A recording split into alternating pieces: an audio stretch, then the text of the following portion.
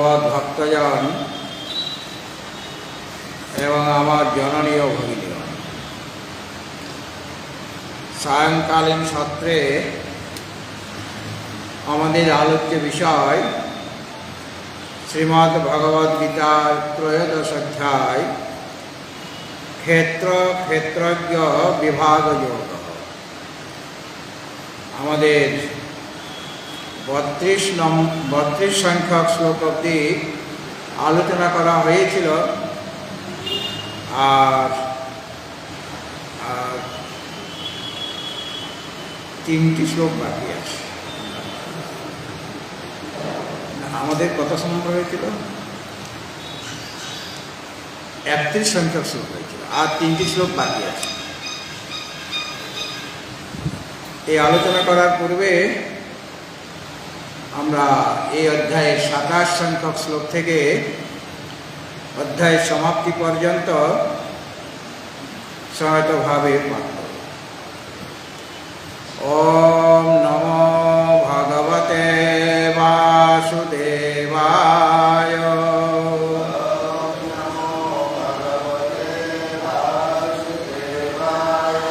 অথ শ্রীমদ্ ভগবদ গীতা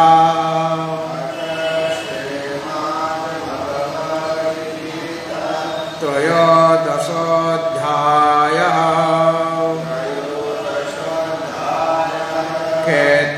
ক্ষেত্রজ্ঞ বিভাগ যোগः।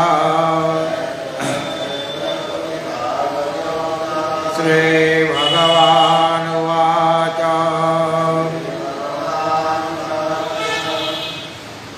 সমং সর্বেষু ভূতেষু তিষ্ঠন্तं পরমেশ্বরं বিনাশাৎ বিনাশ্যান্तं য় পশ্যতি স পশ্যতি সমং পশ্যামি সর্বত্র সমাবস্থিতমীশ্বরঃ নাহি নাস্তাত্মনাত্মানঃ ততো ইয়াতি পরাং গতিম। প্রকৃত্যৈব চ কর্মাণি ক্রিয়মাণানি সর্বশঃ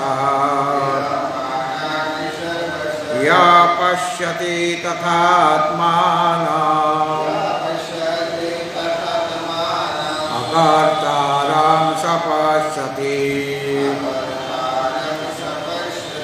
যদা ভূত পৃথগ্ ভাবঃ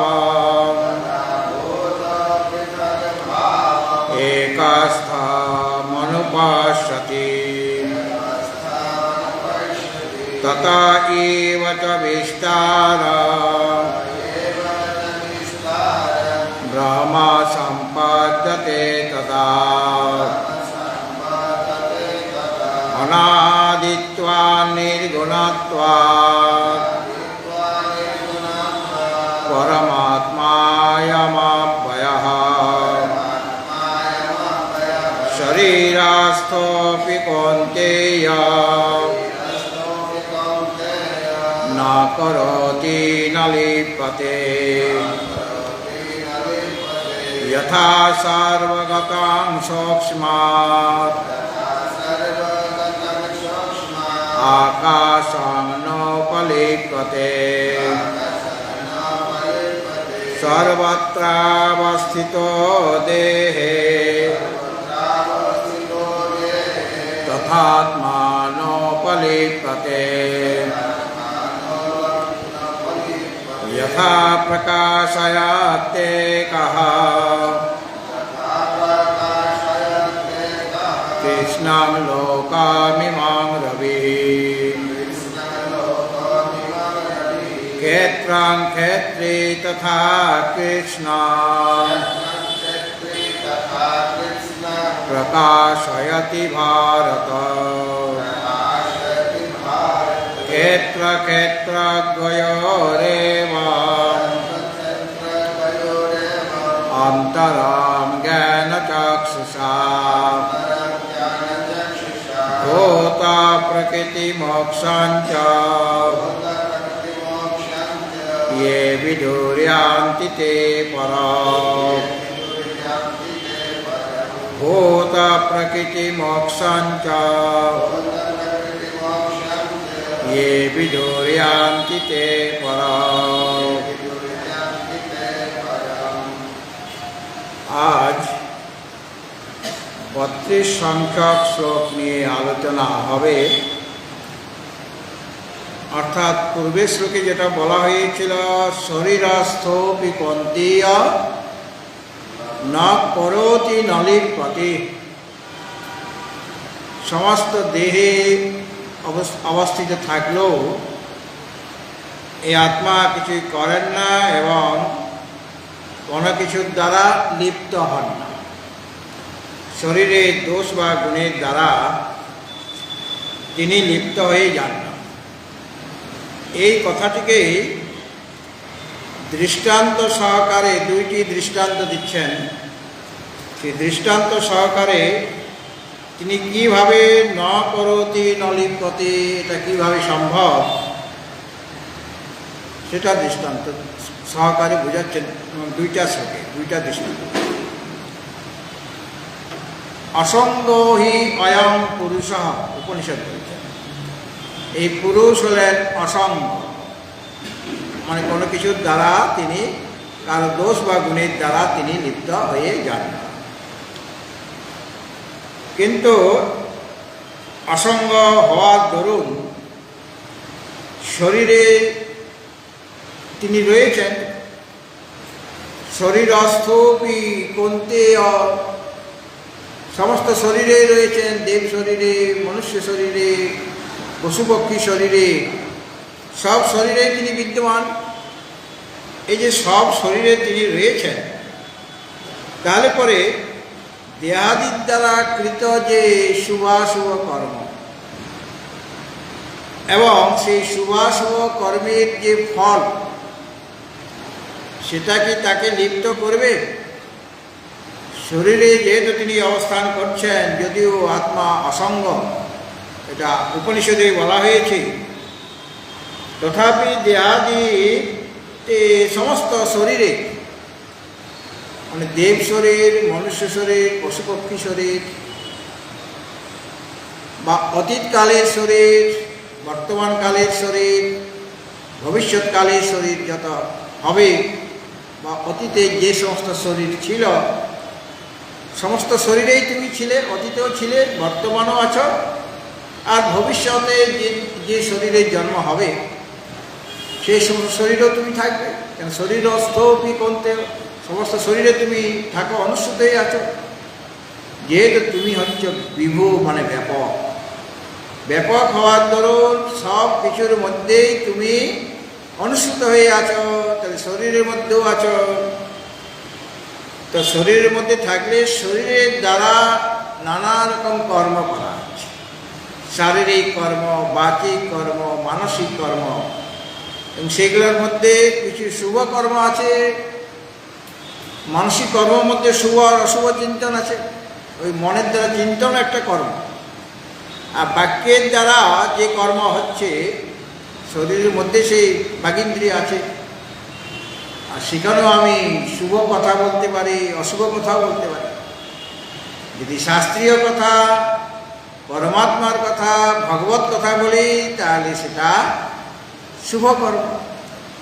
আর যদি এই বাগিন্দ্রির দ্বারা সংসারের কথা বলা হয়, মিথ্যা কথা বলা হয়, তাহলে সেটা অশুভ কর্ম হয়ে যাবে। তো এই যে শারীরিক কর্ম, বাচিক কর্ম এবং মানসিক কর্মের মধ্যেও গীতাতে দেখানো হবে, সেখানেও সাত্ত্বিক, রাজসিক এবং তাপসিক, সাত্ত্বিক কর্ম, রাজসিক কর্ম, তামসিক কর্ম, বা সাত্ত্বিক বচন, রাজসিক বচন, তামসিক বচন, মনের চিন্তনের মধ্যে সাত্ত্বিক চিন্তন, রাজসিক চিন্তন, তামসিক চিন্তন ইত্যাদি বিভাগ করা হয়েছে। তো এই যে কর্মগুলি করা হচ্ছে শরীরের দ্বারা, তাহলে তিনি কি এই কর্মের দ্বারা সেই কর্মগুলি, তিনি যেহেতু শরীরে রয়েছেন তাহলে কর্মগুলি তার দ্বারাই করা হয়ে গেল। আর সেই শুভাশুভ কর্মের ফল তোমাকে ভোগ করতে হবে। অথচ বলেছ শরীরস্থ কন্তেয় ন করতি ন লিপ্যতে, তুমি কিছুই করো না শরীরে থেকেও, আর শরীরের দ্বারা কৃত বা দৈহিক যে কর্ম তার দ্বারা তুমি লিপ্ত হও না। এটা কিভাবে সম্ভব? তার জন্য 32 নম্বর শ্লোকে একটি দৃষ্টান্ত দিচ্ছে, আর 33 নম্বর শ্লোকে আরেকটি দৃষ্টান্ত দেওয়া হবে। প্রথম শ্লোকে প্রথমে দৃষ্টান্ত হল 32 নম্বর শ্লোকে আকাশ, আর পরবর্তী শ্লোকে দৃষ্টান্ত দেওয়া হবে সূর্য ভগবানের। এখন 32 নম্বর শ্লোকটি আরেকবার আমরা পড়ে নেব। যথা সর্বগতং সূক্ষ্মাৎ,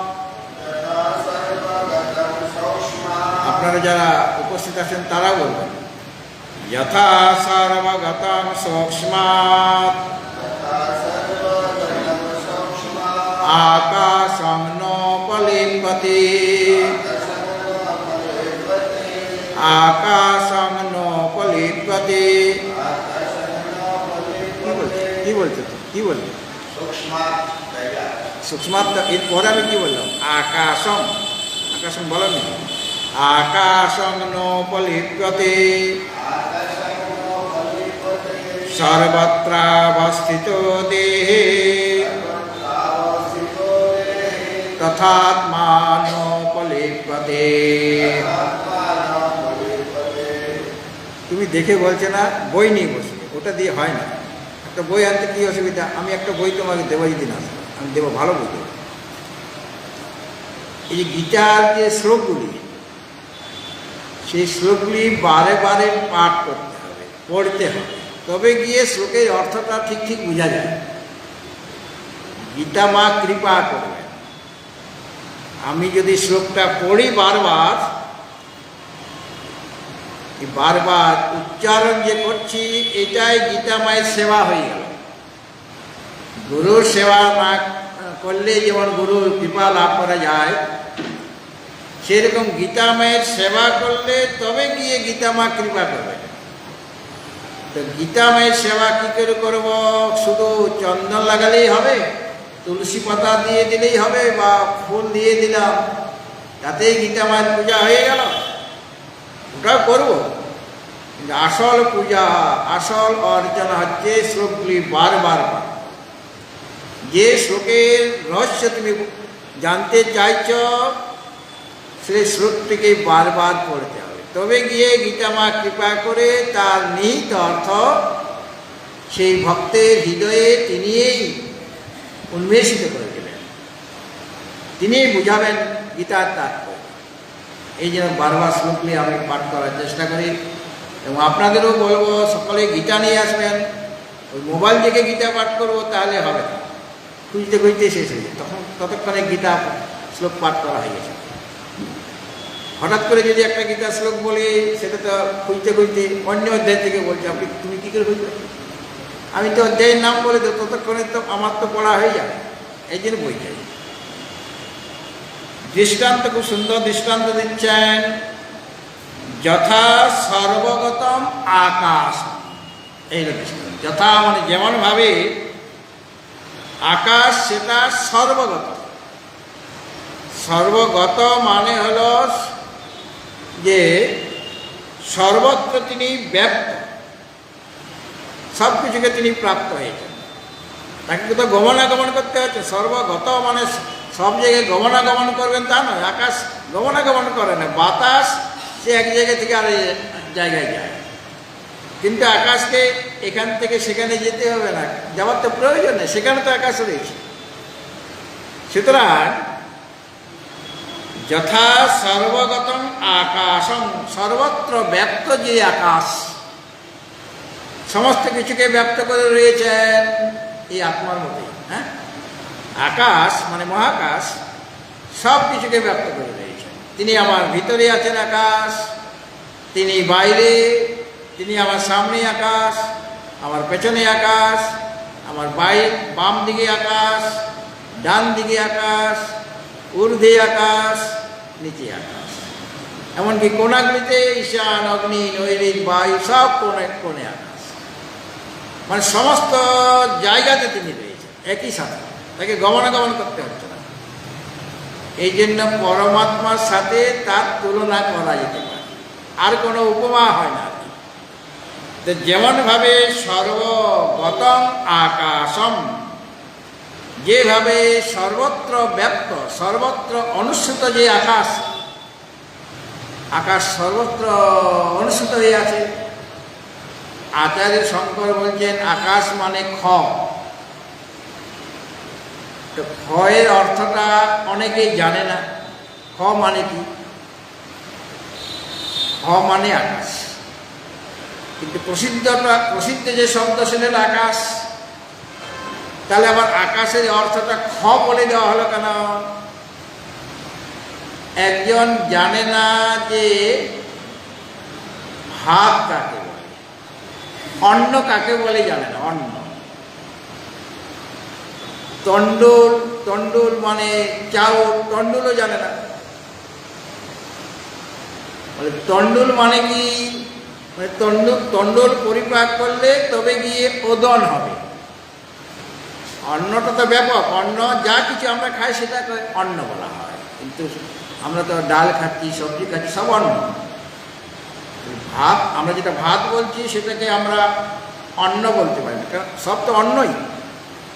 যা ওই ডাল, ভাত, সবজি, পায়েস সব অন্ন, সেরকম ভাতটাও অন্ন। একজন অন্ন বা ওদন বলে জানে না, তাকে বলা হলো যে ধান দেখেছে, ধান্য দেখেছে, বলে ধান্যটা কি? বলে ধান। ধানের খোসাটা উঠিয়ে দিলে হবে তন্ডুল। তন্ডুল মানে বলে চাউল। আর সেই তন্ডুলকে গরম জলে পরিপাক করলে হবে ওদন। ওদনের অর্থটা কি সে জানে না, তাকে বলে দিতে হবে যে ওদন মানে ভাত। কিন্তু এখানে আকাশের অর্থটা তো সকলেই জানে, তাহলে তার অর্থটা বলার কি দরকার? উনি বললেন খম, আকাশম মানে খম। কেননা আকাশ শব্দ আত্মাকে বোঝাবার জন্য আকাশ শব্দের প্রয়োগ হয়। হ্যাঁ, আকাশ শব্দের প্রয়োগ পরমাত্মাকে বোঝাবার জন্য হয়ে থাকে। এই জন্য সেই পরমাত্মাকে এখানে সে আকাশ শব্দের দ্বারা বলা হচ্ছে। পরমাত্মা অতি সূক্ষ্ম, সূক্ষ্মতম, আর এই আকাশও সূক্ষ্মতম, এই যে সূক্ষ্ম, অত্যন্ত সূক্ষ্ম। কাজে আকাশ বলতে এখানে কোন আকাশের কথা বলা হয়েছে এই জন্য বলে দেওয়া হলো খম। খ মানে আকাশ, খেয়ে চর, যারা আকাশে বিচরণ করে তারা হলো খেয়ে চর। তো এই যে সর্বব্যাপী যে আকাশ, তার বিশেষ গুণকে না সূক্ষ্ম, অত্যন্ত সূক্ষ্ম। আর সূক্ষ্মের ভাবকে বলা হচ্ছে সূক্ষ্ম। মানব মানুষ, তার ভাব হলো ওই মানুষ যদি বলি তাহলে মনুষ্যত্ব, বা মানব বললে মানবতা বা মানবত্ব, সেরকম সূক্ষ্মের যে ভাব সেটাকে বলা হচ্ছে সূক্ষ্ম। মানে সূক্ষ্মতা তার মধ্যে আছে। সূক্ষ্ম হলো খুব সূক্ষ্ম, মানে দেখা যাচ্ছে না। আর তার ভাবকে বলা হচ্ছে, তার ভাবকে সূক্ষ্ম, যাকে আমরা সূক্ষ্মতা বলি। সূক্ষ্মতা সূক্ষ্ম একই জিনিস। তাহলে সূক্ষ্ম মানে অত্যন্ত সূক্ষ্মতা তার মধ্যে আছে। আকাশের মধ্যে অত্যন্ত সূক্ষ্মতা আছে। তো অতি সূক্ষ্ম হওয়ার দরুন, যেহেতু সর্বব্যাপী, সর্বত্র সমস্ত বস্তুতে পরমাত্মার মতোই তিনি অনুসৃত হয়ে আছেন, এবং তাকে কোথাও যেতে হচ্ছে না, তার গমনাগমন নেই আকাশের। বাকি যে ভূতভূত সকলের গমনাগমন আছে। বায়ু চলাচল করছে, অগ্নি সেও তাকে জ্বালানো হলে উপর দিকে উঠবে শিখাটা, আর জল সেটাও প্রবাহিত হচ্ছে। আর পৃথিবী, তার মধ্যে ক্রিয়া আছে, পৃথিবীর মধ্যে ক্রিয়া আছে, ওই ক্রিয়াটাই হলো তার গমন। বা গমন তো আরও আছে, তার আহ্নিক গতি আছে, বার্ষিক গতি আছে, তো সেটাও গমন আছে, পৃথিবীরও গমন আছে বা তার ক্রিয়া আছে। কিন্তু আকাশের মধ্যে কোনো ক্রিয়া নাই। পরমাত্মার মতো তিনি আকাশ নিষ্ক্রিয়, নিরবয়ব, তার কোনো অভাব নেই। অন্যগুলি সব অভাব আছে। বাতাসের মধ্যে অক্সিজেন, হাইড্রোজেন, নাইট্রোজেন কত কি আছে, কিন্তু আকাশের মধ্যে কোনো অংশ নাই, অবয়ব নেই, নিরবয়ব। আর আমরা মনে করি আকাশটা নীল। আকাশ কি সত্যিকারের নীল? আকাশের মধ্যে কোনো নীলিমা নেই। এই তো ভ্রমবশত আকাশকে আমি নীল দেখি। সমুদ্রের জল নীল বলে মনে হয়, কেন? ওই অনন্ত বলে ওটাকে, সামনে সমুদ্রের জল তুলে দেখুন, তখন আর নীল লাগবে না। লাগবে কি? তাহলে তো আমি আমার সাদা কাপড়গুলি কেচে সমুদ্রের জলে ডুবিয়ে নীল দিয়ে দিতাম, কিন্তু তা কি হবে? হবে না, কারণ ওটা নীল নয়। আবার অনেকেই বলেন যে আকাশটা, আমরা মনে করছি না আকাশটা এরকমভাবে উল্টানো কড়াইয়ের মতো আছে, এরকম মনে করছি। আর আকাশটা ওখানে গিয়ে মিলিত হয়েছে, ওই মাটি থেকেই মিলে গেছে। তো বাচ্চা বয়সে দেখছি যে আকাশটা ওখানে মিশে গেছে। তখন আমি হাঁটা দিলাম বাচ্চা বয়সে, হাঁটছি হাঁটছি আর আকাশটা পালাচ্ছি, দূরে পালাচ্ছি। তার মানে ওখানে মিলিত হয়নি, কিন্তু আমার কাছে মনে হচ্ছে যেন আকাশটা ওখানে নেমে গেছে। আর শিশু বয়সে শুনতাম যে আকাশটা আগে খুব নিচুতে ছিল, আর ঠাকুমা ঝাড়ু লাগাচ্ছিল, আর ঝাড়ু লাগাতে গিয়ে বারে বারে আকাশের মধ্যে ঠোকর খাচ্ছিল। আর তখন সে ঝাড়ুটা দিয়ে এমন একটা ঝাড়ু মেরেছে যে আকাশ উপরে উঠে গেছে। এটা একটা সংস্কার, এটা এরকম কিছু নয়। মানে আকাশের কোনো রং নেই, কোনো গুণ নাই, কিন্তু ওই 70তম সব কিছুর মধ্যেই থাকবে, আকাশের মধ্যে থাকবে। কেন? ওই প্রকৃতি থেকে উৎপন্ন হয়েছে আকাশ, আকাশ বায়ু অগ্নি, এই পঞ্চভূত।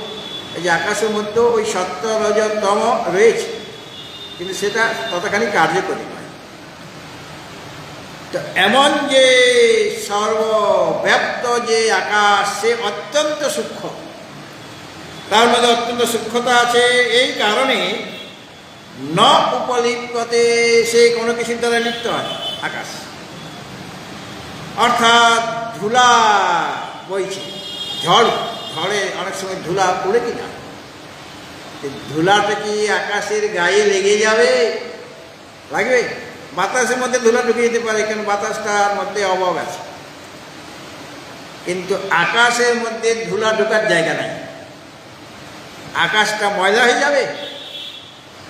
ধুলা, আমাদের শরীরে ধুলা লেগে গেল বা কাপড়টা ময়লা হয়ে গেল, এটা হয় ধুলা লাগে।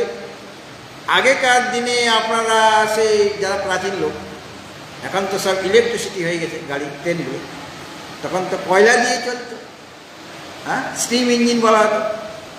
সে যদি আপনি আগরতলা থেকে, তখন ট্রেন ছিল না, ওই আগরতলা থেকে ছিল না, আগরতলা থেকে যদি কয়লার ইঞ্জিনে যদি কলিকাতা যায়, দেখবেন আপনার সব কাপড় ময়লা হয়ে গেছে, আপনার ফর্সা মুখটা কালো হয়ে গেছে, হাত পা সব কালো হয়ে গেছে। কেন?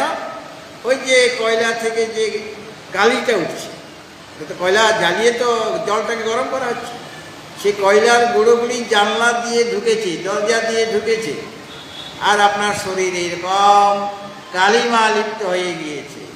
আর আপনি গিয়ে আগে যেখানে গিয়ে পৌঁছালেন, সেই কাপড়গুলি আগে ধুবেন, বা দুবার সময় না থাকলে ওটা আলাদা করে রাখবেন, আর আপনাকে সাবান টাবান দিয়ে পরিষ্কার হতে হবে, তবে গিয়ে নিজের রূপটা ফিরে পাবেন।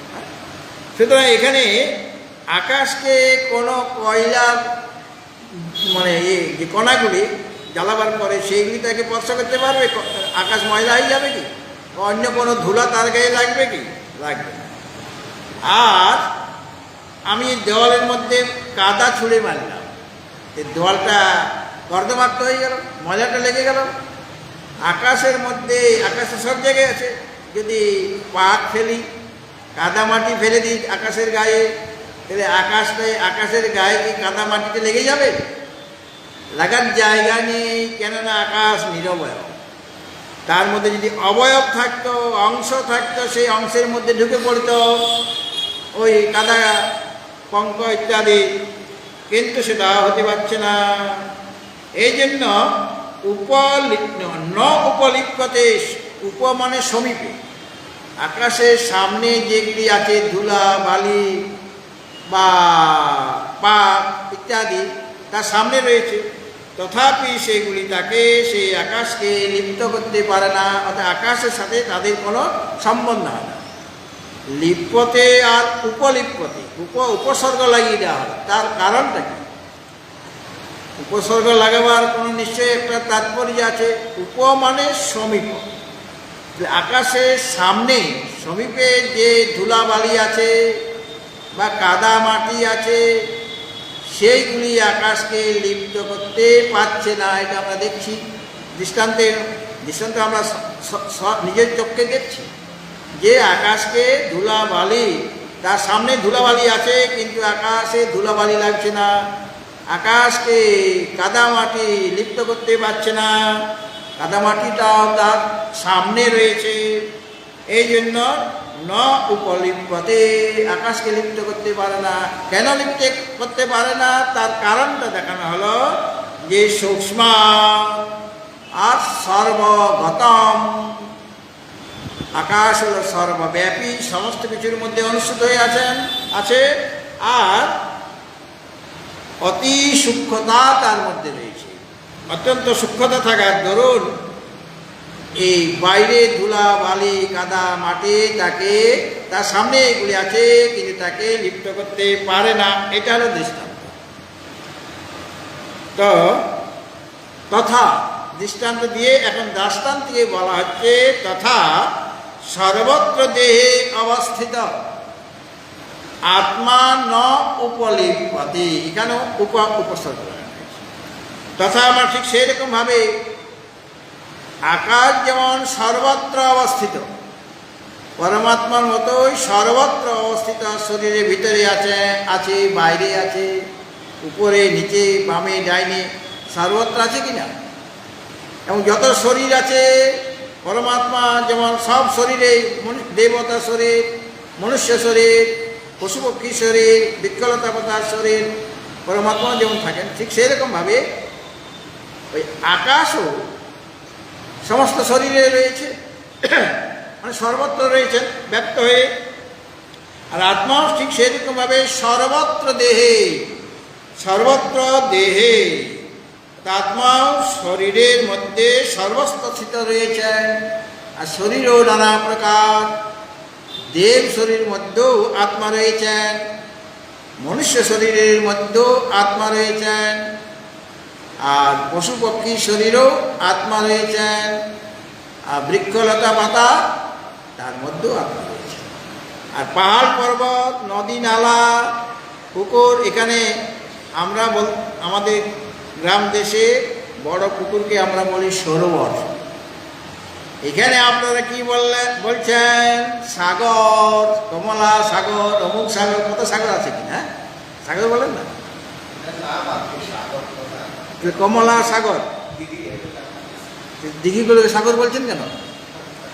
দিঘিটাকে আপনি সাগর বলছেন, কারণ সাগরে যাওয়ার তো আপনাদের যেতে গেলে তো টাকা লাগে, সেই টাকা নাই বলে তখনকার দিনে সব সাগর বলে দিয়েছে। তো ওটা আসলে দিঘিটাকে সাগর বলছে, কমলা সাগর, দিঘিটার নামই হলো সাগর। অর্থাৎ দিঘিকে বোঝাবার জন্য সাগর বলা হয়, দিঘিকে বোঝাবার জন্য। কেননা এত সাগর এই ত্রিপুরার মধ্যে, আমি তো প্রথমে বুঝতে পারিনি, যেখানে যাচ্ছি মহারাজ আমাদের ঘরের পেছনে না সাগর আছে। হ্যাঁ হ্যাঁ, বলে আমাদের ঘরের পেছনে সাগর আছে। বলি সাগর, তাহলে দেখবো কীরকম ঢেউ উঠে। বলে মহারাজ ঢেউ উঠে না কেন? বলে কীরকম সাগর থাকে। হ্যাঁ, তো যাই হোক, তো সাগরের মধ্যেও মানে আপনাদের আগরতলার সাগরের মধ্যেও তিনি আছেন, আকাশ আছে কিনা। তাহলে শরীর আর ওগুলি হলো স্থাবর শরীর, কেননা এই পাহাড় পর্বত নদী নালা বৃক্ষলতা পাতা সব কিছুর মধ্যেই আকাশ আছে। আত্মা যেমন আছেন সেরকম আকাশও সর্বত্র বিরাজিত হয়ে আছে। তা আত্মা সর্বত্র দেহে অবস্থিত, ওই আকাশের মতোই সর্বত্র স্থিত রয়েছেন, শরীরের সব জায়গার মধ্যে রয়েছে। আমাদের এই শরীরের নখ থেকে আরম্ভ করে চুল পর্যন্ত কে ব্যাপ্ত করে রেখেছেন, আর নখ থেকে আরম্ভ করে মস্তক পর্যন্ত তিনিই আছেন। তাছাড়া যত রকমের শরীর আমরা দেখতে পাচ্ছি সকলের মধ্যে আত্মা বিরাজিত হয়ে আছেন, অবস্থিত আছেন। আকাশও সর্বত্র ব্যাপ্ত হয়ে আছেন, মানে সমস্ত কিছুর মধ্যে রয়েছেন আকাশ। সে মানুষের মধ্যে আছে, তাহলে মানুষের সে ধুলাবালি, তার সঙ্গে ধুলাবালি আছে, তাকে লিপ্ত করতে পারছে না। ঠিক সেরকমভাবে সমস্ত দেহে যে আত্মা অবস্থিত হয়ে আছেন, সে আত্মাও ন উপলিপ্যতে, তাকে ওই শরীরকৃত যে কর্ম বা শুভাশুভ যে কর্মের ফল, সেই ফল আত্মাকে লিপ্ত করতে পারে না। অর্থাৎ শরীরের মধ্যে তিনি স্থিত হলেও শরীরে যে গুণ আছে, দোষ আছে, শরীরটা যদি অসুস্থ হয়ে যায় তাহলে আত্মা কি অসুস্থ হয়ে যাবেন? শরীরটা যদি সুস্থ থাকে তাহলে আত্মা কি সুস্থ হবে? সে অসুস্থ হলে তবে তো সুস্থ হওয়ার প্রশ্নটা। আসলে সুস্থ মানে আমরা বলি আজকে আমি সুস্থ নই বা আমার স্বাস্থ্য খারাপ, আমার শরীর খারাপ, তার জায়গায় একটু ভালো মানে ভাষাতে যদি বলেন আমার স্বাস্থ্য আজ খারাপ বা আমি অসুস্থ বলি কিনা, তাহলে আমি অসুস্থ মানে আমি সুস্থ নই। সুস্থ কাকে বলে? মানে সম্যক রূপে যিনি স্থিত হয়ে আছেন তিনি সুস্থ। বিষয়ের মধ্যে আমি সম্যক রূপে স্থিত হতে পারি না, এই শরীরের মধ্যে আমি সম্যক রূপে স্থিত হতে পারি না, চঞ্চল হয়ে যাব, সম্যক রূপে থাকা যাবে।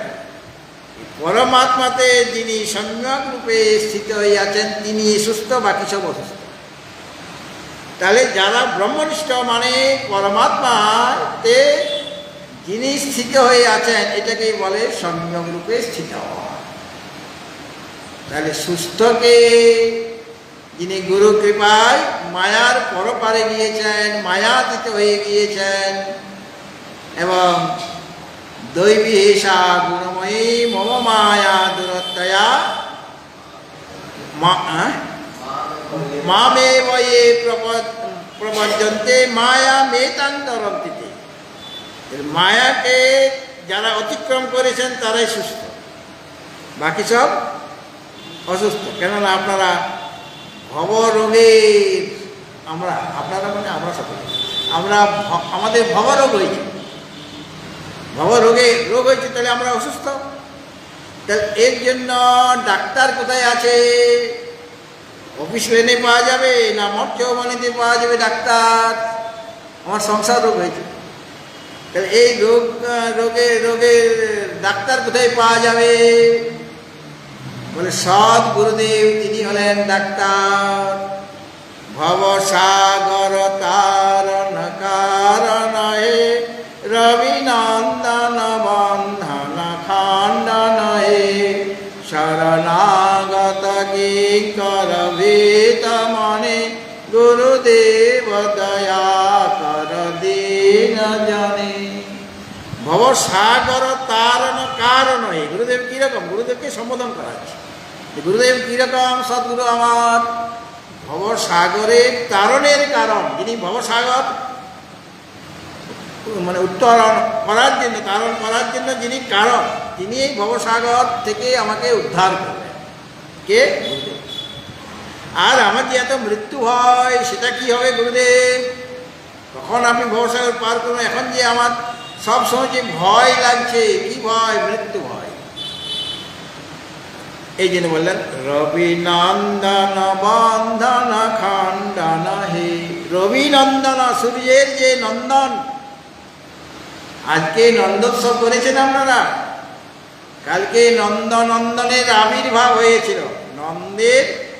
নন্দন মানে ভগবান শ্রীকৃষ্ণের আবির্ভাব হয়েছিল।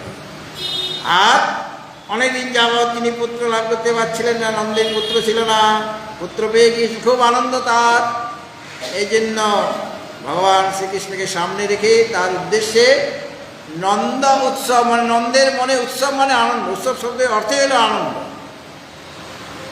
রবীন্দ্রনাথ ঠাকুর বলেছেন যে উৎসব পালন করে মনের মধ্যে আনন্দ না জাগে সেটা উৎসব নয়, সেটা উৎসবেই হয়। উৎসব করে যদি আমার মনে আনন্দ না হয়। তো নন্দ বাবা তিনি আনন্দ করেছেন, সকলকে নিয়ে নাচ গান, দই খেলা, হাড়ি ভাঙা, মোবাইলে দেখে থাকবেন। আর এখানে বৈষ্ণব যত আশ্রম আছে না সব নন্দোৎসব করেছে। এখানে সেরকম হয়েছে কি? হ্যাঁ কি না? হ্যাঁ, নন্দোৎসব হয়েছে কি? হ্যাঁ কি না বলুন? Yes or no?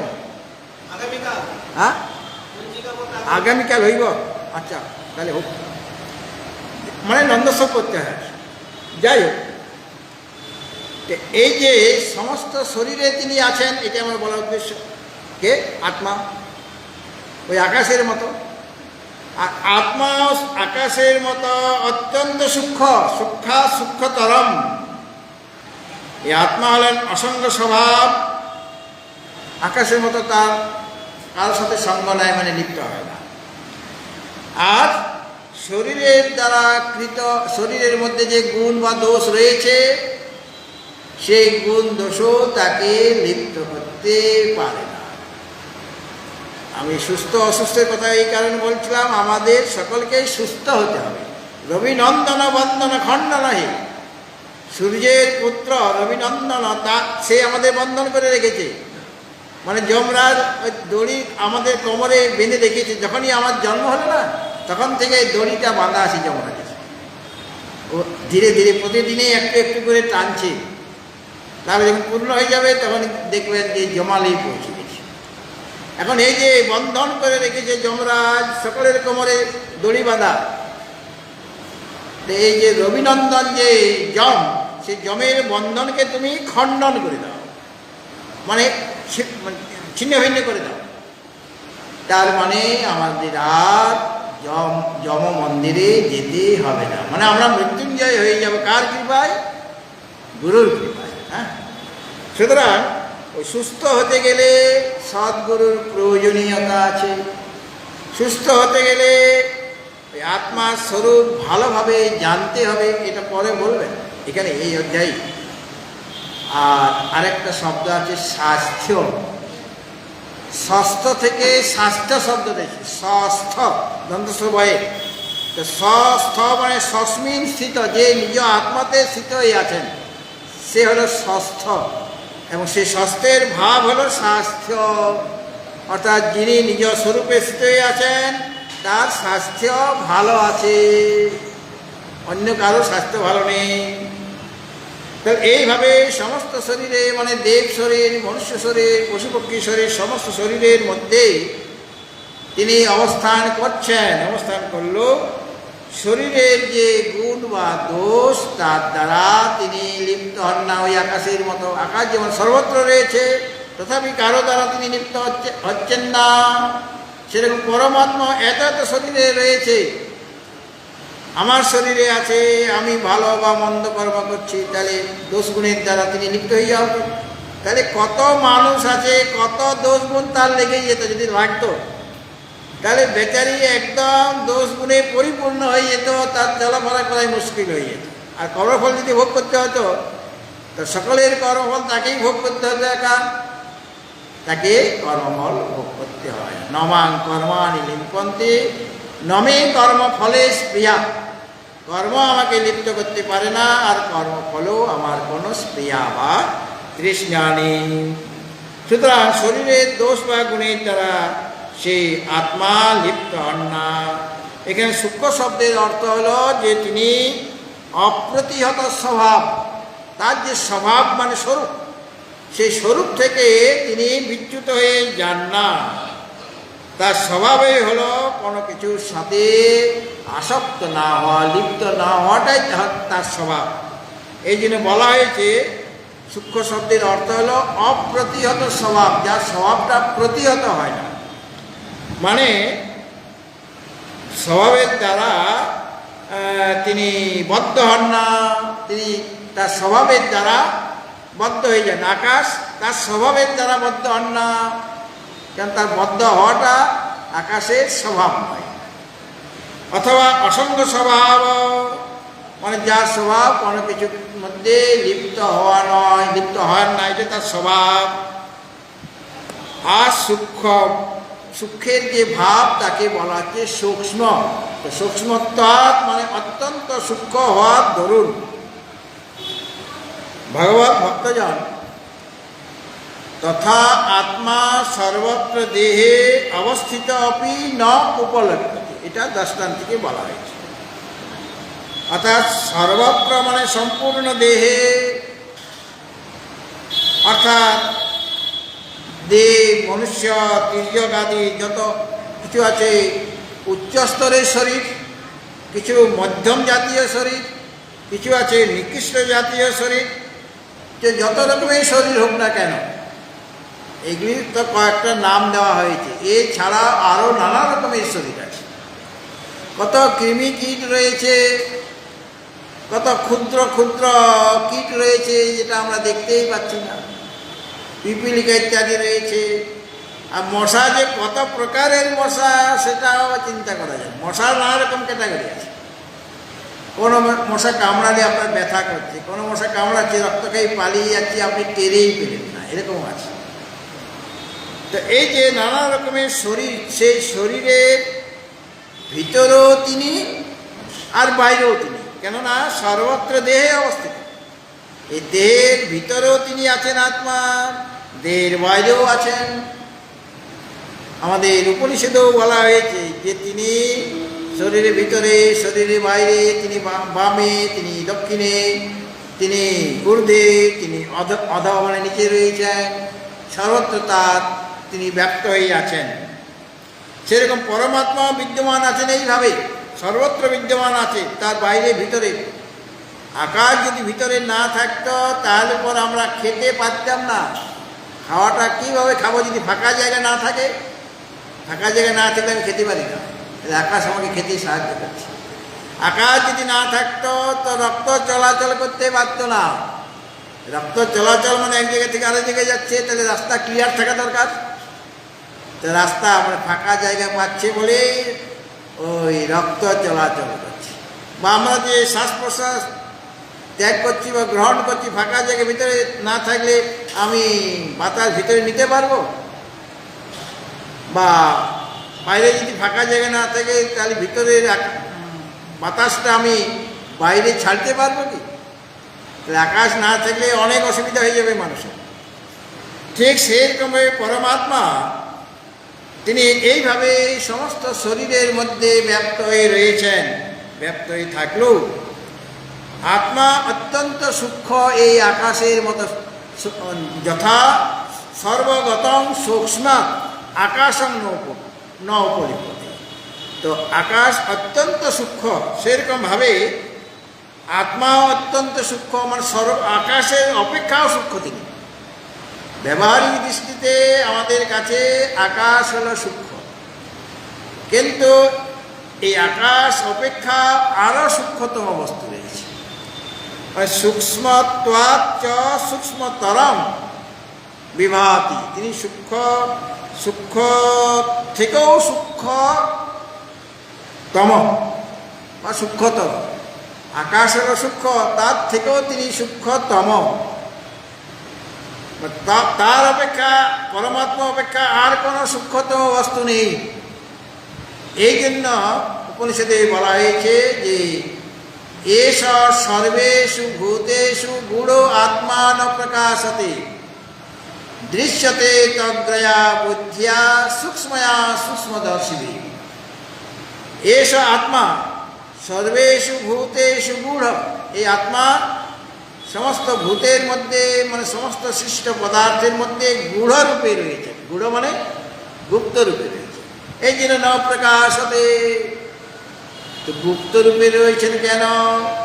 তিনি সূক্ষ্মতরং বিভাতি, সূক্ষ্ম অপেক্ষাও সূক্ষ্মতর, মানে তার অপেক্ষা সূক্ষ্মতম কোনো তত্ত্ব নেই। এই জন্য তিনি গুপ্ত। তিনি ইচ্ছা করে গোপন লুকিয়ে থাকবে তা নয়, অত্যন্ত সূক্ষ্মতার জন্য সমস্ত স্থাবর জঙ্গমাত্মক পদার্থের মধ্যে থাকলেও তিনি যেন গুপ্ত রূপে রয়েছেন, এই জন্য প্রকাশিত হচ্ছেন না। দুধের মধ্যে মাখন আছে সর্বত্র, সেই মাখন থেকে আপনারা ঘি বার করবেন, ঘৃত হবে। দুধ থেকে দই, দই থেকে ঘৃত। কিন্তু মাখনটা কি দেখা যাচ্ছে দুধের মধ্যে? কিন্তু মাখনটা আছে কিনা দুধের মধ্যে? সর্বত্র, সর্বত্র ব্যাপ্ত করে রয়েছে, অথচ দেখা যাচ্ছে না। সেটাকে দেখতে গেলে, মাখনটাকে দেখতে গেলে সেই প্রক্রিয়া করতে হবে। দুধ থেকে দই পাততে হবে, দইকে মন্থন করতে হবে, তবে গিয়ে মাখন উঠে আসবে। সেরকমভাবে অতি সূক্ষ্ম যে সূক্ষ্মতরম বিভাগ প্রকাশিত হচ্ছে, তিনি এত সূক্ষ্ম যে আমরা তাকে, আমাদের কাছে তিনি প্রকাশিত হচ্ছেন, যেন গুপ্তভাবে রয়েছে। তো তাকে তিনি প্রকট হবেন কেমন করে? কিভাবে আমরা দেখতে পাবো তাকে? আত্মদর্শন না হলে তো মানব জীবন নিষ্ফল হয়ে যাবে। তাহলে আমি কি করে আপনার দর্শন পাবো? প্রশ্ন জাগবে। তখন উপনিষদ উত্তর দিয়ে দিলেন, দৃশ্যতে তু অগ্রয়া বুদ্ধিয়া। অগ্রয়া বুদ্ধিয়া মানে একাগ্র বুদ্ধির দ্বারা, সূক্ষ্ময়া, এবং সেই বুদ্ধি অত্যন্ত সূক্ষ্ম হবে। এবং সূক্ষ্মদর্শী, তিনটা গুণ তোমার মধ্যে থাকবে। সূক্ষ্ম বস্তুর দর্শন করার ইচ্ছা তোমার মধ্যে থাকতে হবে। অত্যন্ত সূক্ষ্মতম বস্তু এই আত্মা, এই সেই সূক্ষ্ম বস্তু, সূক্ষ্মতম যে বস্তু যে আত্মা, সে আত্মাকে দর্শন করার জন্য তোমার শুভেচ্ছা থাকা দরকার, মানে মুক্তি লাভের ইচ্ছা বা তাকে দর্শন করার অত্যন্ত ব্যাকুলতা থাকতে হবে। এই জন্য সূক্ষ্মদর্শী হতে হবে। আমরা তো স্থূলদর্শী, অর্থাৎ বাহ্য বিষয় সেইগুলি কীভাবে পাবো? সেইগুলি সামনে দেখতে পাচ্ছি, এবং সেই স্থূল বিষয়কে লাভ করার জন্য আমরা প্রয়াস করছি, পরিশ্রম করছি। শারীরিক পরিশ্রম, বাচিক পরিশ্রম, মানসিক পরিশ্রম, নানা রকম পরিশ্রম করছি, কত কষ্ট করছি। কি লাভ করার জন্য? স্থূল বস্তু লাভ করার জন্য।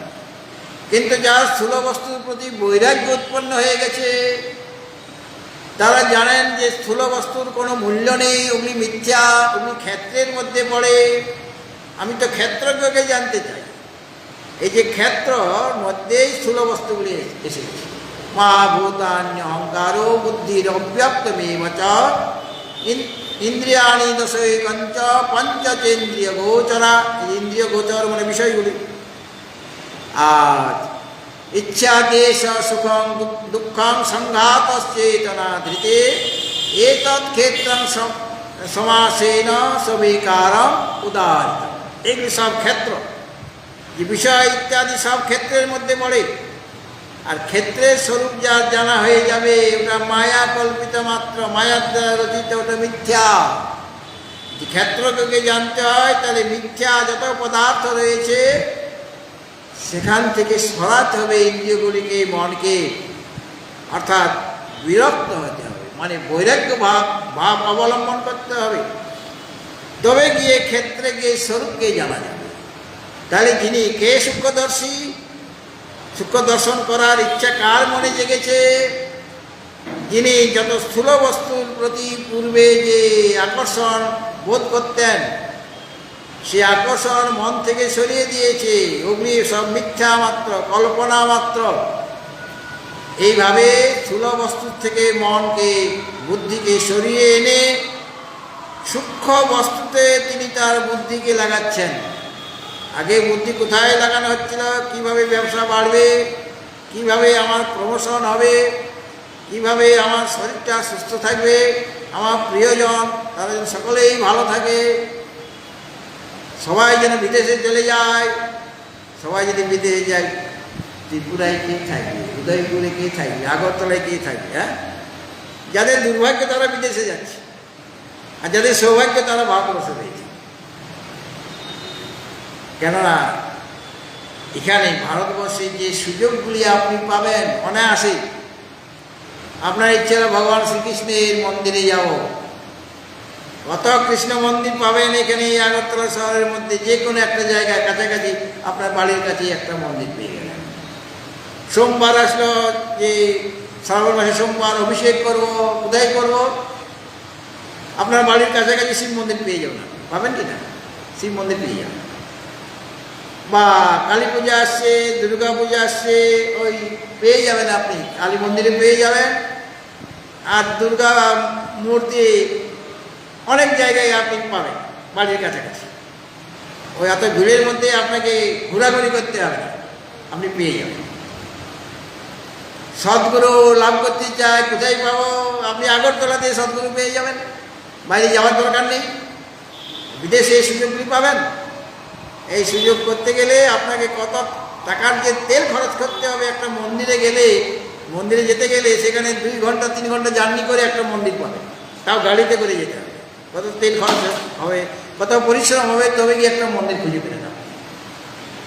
আর সৎসঙ্গ করারও এত সুযোগ নেই। সুযোগ আছে, ওই দূরে দূরে যেতে হবে। আর এখানে যখন তখন ইচ্ছা করলে আপনি সৎসঙ্গ করতে পারবেন। সুতরাং এই স্বদেশে থেকে আমার বুদ্ধিকে বিষয় থেকে সরিয়ে এনে সূক্ষ্মতম যে আত্মা আমারই স্বরূপ, তাকে জানার তীব্র ইচ্ছা যদি জাগে, তাহলে তিনি হলেন সূক্ষ্মদর্শী। সে সূক্ষ্ম যে বস্তু আত্মা, তাকে দর্শন করার ইচ্ছা আমার মনে আছে এবং তীব্র ইচ্ছা আছে। এই জন্য তার বুদ্ধিটা একাগ্র হবে। কেন একাগ্র হবে? সদ্গুরু বলে দিয়েছেন কিভাবে তোমার বুদ্ধিকে একাগ্র করবে। এখন বুদ্ধিটা চারদিকে ঘোরাঘুরি করছে, সে বুদ্ধিকে এক জায়গায় স্থির করতে হবে। গুরুদেব বলছেন ওই পরমাত্মার কথায় শ্রবণ করো, মনন করো, নিধিধ্যাসন করো। তাহলে বুদ্ধিটা এক জায়গায় যাবে কি না? শ্রবণ করছি কার কথা? পরমাত্মা শ্রবণ করছি, আত্মতত্ত্বের শ্রবণ করছি গুরুমুখ থেকে। মনন কার করছি? তারই মনন করছি। নিধিধ্যাসন ধ্যান কার করছি? তারই ধ্যান করছি। এইভাবে আমার বুদ্ধিটা একাগ্র হচ্ছে। যত শ্রবণ মনন নিধিধ্যাসন করব, তত আমার বুদ্ধি একাগ্র হবে আর সূক্ষ্ম হবে। সেই সূক্ষ্ম বস্তুকে দর্শন করার মতো যোগ্যতা আমার মধ্যে এসে যাবে। কার কৃপা? এটা গুরু গোবিন্দের কৃপায়। গুরু গোবিন্দের কৃপা হলে তবে গিয়ে আমি এই পথটা বেছে নেব। আর বেছে নিয়ে আমি পরমাত্মার কথা শ্রবণ মনন নির্দেশন বারবার করব। আর করতে করতে আমার বুদ্ধি একাগ্র হবে। অন্য কোনো উপায় তোমার বুদ্ধি একাগ্র হবে না। যতই আপনি ব্রাহ্মী রস আছে না, পাওয়া যায়, ডাক্তারখানায় পাওয়া যায়। হ্যাঁ, ব্রাহ্মী শাকের রস পাওয়া যায়। হ্যাঁ, খেয়েছ? খেলে কিছুই হবে না। ব্রাহ্মী শাক খেলেও কিছুটা উপকার হয় শরীরের, কিন্তু বুদ্ধি একাগ্র করতে পারবে না। ব্রাহ্মী শাক যতই খাও, বা পুনর্নবা একটা শাক আছে, পুনর্নবা, এই লোকাল ভাষায় কি বলেন আপনারা জানেন? হ্যাঁ, কি পুনর্নবা বলে? সেটা বলে নতুন যৌবন এনে দিও, পুনর্নবা। তুমি এখন বুড়ো হয়ে গেছো, ওই শাক বেশি দিন খেলে না, তুমি যুবক যুবতী, মানে শরীরে তেজ এসে যাবে। কিন্তু বুদ্ধিকে তোমার শরীরটাকে ভালো করে দেবে পুনর্নবা শাক খেলে, বা ব্রাহ্মী শাক খেলে, বা মেথি শাক খান। এই শাকের অনেক উপকার। থানকুনি পাতা, ওটা খেলে শরীর সুস্থ থাকে। কিন্তু এরা কি কেউ তোমার বুদ্ধিকে একাগ্র করতে পারবে? বুদ্ধিকে সূক্ষ্ম করতে পারবে কি? পারবে। ওরা সাহায্য করতে পারবে, কারণ শরীরটাকে ভালো রাখবে। কিন্তু বুদ্ধি একাগ্র হবে সদ্গুরুর উপদেশ, শাস্ত্রের উপদেশ, তার দ্বারা বুদ্ধি সূক্ষ্ম হবে, একাগ্র হবে। আর তোমার মধ্যে সূক্ষ্ম দর্শন করার একটা প্রবল ইচ্ছা আছে। যারা এইরকম হয়, 3টা গুণ যার মধ্যে রয়েছে, যিনি সূক্ষ্মদর্শী এবং বুদ্ধিটা সূক্ষ্ম হয়েছে এবং একাগ্র হয়েছে, বিষয় দিকে তার মন নেই, তার কাছে এই আত্মা যিনি সমস্ত প্রাণীর মধ্যে গুপ্তভাবে রয়েছেন, প্রকাশ হচ্ছেন, তার কাছে প্রকাশিত হয়ে যাবে। দৃশ্যতে তু অজ্ঞয়া বুদ্ধিয়া সূক্ষ্ময়া সূক্ষ্মদর্শী, সূক্ষ্মদর্শী তার একাগ্র বুদ্ধি এবং সূক্ষ্ম বুদ্ধির দ্বারা এই পরমাত্মাকে দর্শন করতে সক্ষম হয়। তো এখন এই যে আত্মা স্বরূপটা কেন বারবার বলা হচ্ছে এখানে এই ত্রয়োদশ অধ্যায়ে, কেননা এই আত্মদর্শন তোমাকে করতে হবে। এই ত্রয়োদশ অধ্যায় একদম প্রথম স্তর থেকে তোমাকে ধীরে ধীরে উপরে উঠাতে উঠাতে ক্ষেত্রজ্ঞের দিকে নিয়ে যাচ্ছে। এই সূক্ষ্মতম যে বস্তু, অসঙ্গ যে পুরুষ, তার দিকে নিয়ে যাচ্ছেন তিনি, এই গীতা মাতা বা ভগবান শ্রীকৃষ্ণ। এইভাবে এমন যে সূক্ষ্ম যে আত্মা, সূক্ষ্মতম যে আত্মা, তিনি সকলের মধ্যে বিদ্যমান থাকলেও আত্মা যেহেতু অত্যন্ত সূক্ষ্মত্বাৎ সূক্ষ্মত্বাচ্চ তৎসূক্ষ্মতরং বিভাতি, সূক্ষ্ম বস্তুর থেকেও যত সূক্ষ্ম বস্তু আছে সংসারে তার চেয়েও সূক্ষ্মতর বা সূক্ষ্মতম। সুতরাং এই সূক্ষ্মতার কারণে, অত্যন্ত সূক্ষ্মতার কারণে, যেমন আকাশকে লিপ্ত করতে পারছে না কে, তার সামনে যে ধুলোবালি রয়েছে বা পাক রয়েছে, আকাশকে লিপ্ত করতে পারছে না, ঠিক সেরকমভাবে এই আত্মা কতখানি সূক্ষ্ম বলা হয়েছে যে অব্যক্ত যে মায়া, মায়া অত্যন্ত সূক্ষ্ম। মায়া মানে অবিদ্যাকে দেখা যাচ্ছে না, সেটা সূক্ষ্ম, তার চেয়েও সূক্ষ্ম তিনি কে, এই পরমাত্মা। তো যত সূক্ষ্ম বস্তু আছে তার চেয়েও তিনি সূক্ষ্মতম হওয়াতে এই দেহ, ইন্দ্রিয়, প্রাণ, মন, বুদ্ধি ইত্যাদির দ্বারা এই জন্মে বা পূর্ব জন্মে, কোটি কোটি জন্মে যে সমস্ত পুণ্য পাপ তোমার করা হয়ে গেছে এই শরীরের দ্বারা, অনেক তো পুণ্য পাপ করেছি আমি এর আগে, অনেক শরীর আমার হয়েছিল, এখন শরীর আছে, ভবিষ্যতে আরও শরীর হবে, এরকম আমার মতো অনেক লোক আছে, সকলে পাপ পুণ্য করছে, অতীতকালে করেছে, বর্তমানে ভবিষ্যতে করবে। সুতরাং এই যে এত তারা যে ধর্মাধর্ম করছে শরীরের দ্বারা, কিন্তু পরমাত্মাকে, পরমাত্মা যেহেতু অত্যন্ত সূক্ষ্ম, তিনি নিরবয়ব, তিনি অসঙ্গ, তিনি অপ্রতিহত স্বভাব, অর্থাৎ তার স্বভাবটা প্রতিহত হয় না, অর্থাৎ কোনো বস্তুর দ্বারা তিনি আবদ্ধ হয়ে যান না, এটি তার স্বভাব। এই কারণে যত শরীর আছে তাদের যে কৃত অতীতকালের বা বর্তমানকালের বা ভবিষ্যৎকালের কৃত যে পুণ্য পাপ, সেই পুণ্য পাপের দ্বারা আত্মা লিপ্ত হবে না। তারা যে কর্মগুলি করছে সেটা আত্মার দ্বারা করা হয়নি, আত্মা কিছু করছেও না, আর আত্মা তাদের শুভাশুভ কর্মের ফলের দ্বারা তিনি লিপ্ত হন না। ভগবত ভক্তজন এরপরে আবার সূর্য ভগবানের দৃষ্টান্ত দেওয়া আছে, আর তারপরে উপসংহার করা হবে। অন্তিম যে শ্লোকটি, সেখানে সমস্ত যে ত্রয়োদশ অধ্যায়ের সার সংক্ষেপ বলে দেওয়া হবে, মানে কি বলা হয়েছে সমস্ত ত্রয়োদশ অধ্যায়, মানে সেটা উপসংহার। আর আগামী শ্লোকে সূর্য মানে রবি বা সূর্যের দৃষ্টান্ত দিয়ে দেখাবেন যে আত্মা কেন শরীরে থাকলেও তাদের দোষগুণের দ্বারা তিনি লিপ্ত হন না, সেটা খুব সুন্দরভাবে দৃষ্টান্ত দিয়ে বোঝানো হবে। আপনারা অবশ্যই উপস্থিত থাকবেন।